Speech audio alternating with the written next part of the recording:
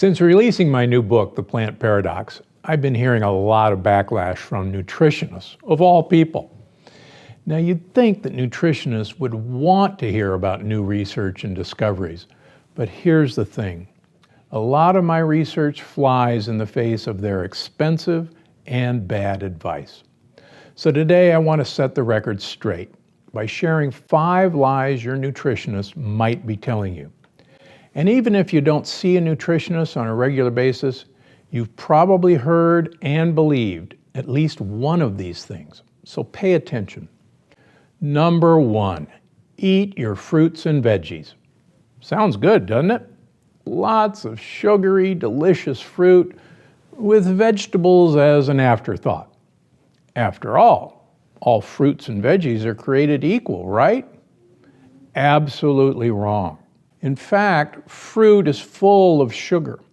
And studies have actually been done where people have been asked to eat fruit and some vegetables, or vegetables and some fruit.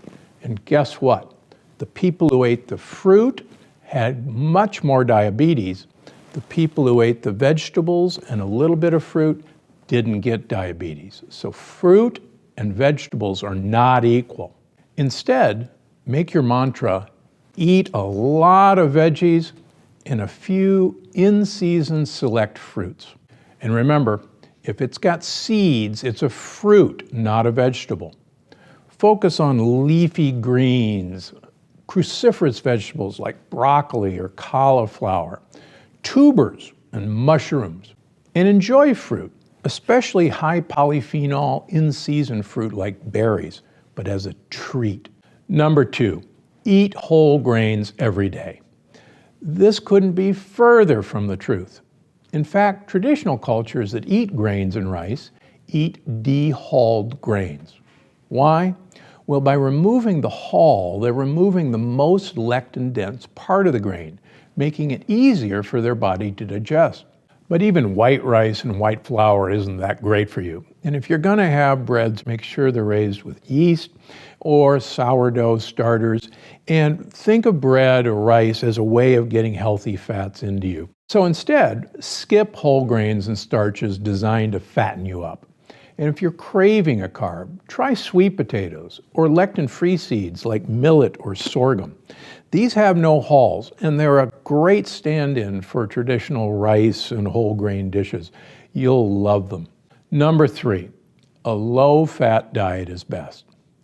Eating low-fat doesn't actually mean you'll be less fat. In fact, in many cases, the opposite is true. Ever since the low-fat diet craze started about 40 years ago, we've been getting fatter and fatter. Now, the trick is eating the right fats, things like coconut oil, avocado oil, nuts, and most of all, extra virgin olive oil. In fact, I believe you should make it a goal to eat 12 tablespoons of olive oil a day for optimal health. Yes, that's around 1,400 calories per day of olive oil. But that's okay, because quite frankly, it's not the calories that count, it's the types of fat. In a huge European study following people for 5 years eating a liter of olive oil per week showed that they lost weight compared to a low-fat Mediterranean diet. Number 4, eat more protein.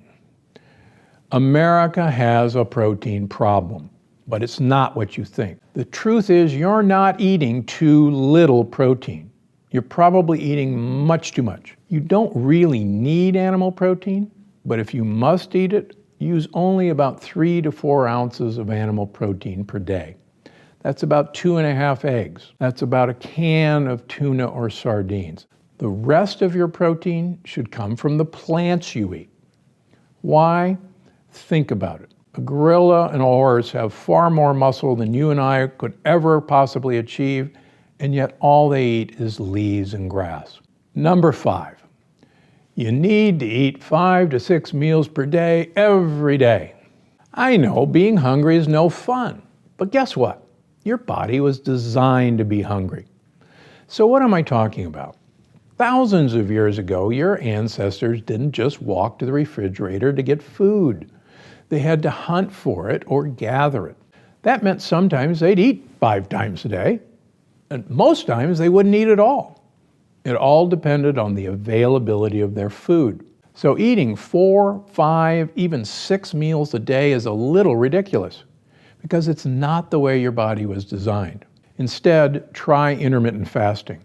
In fact, try for a minimum of 12 hours and really push it on most occasions to about 16 hours a day of not eating. And I got news for you, your body will love it. So clearly, nutritionists are getting it wrong, and you're the one paying the big bucks for bad advice. With that in mind, it's easy to keep your body performing at its healthiest. I'm Dr. Steven Gundry, and I'm always looking out for you.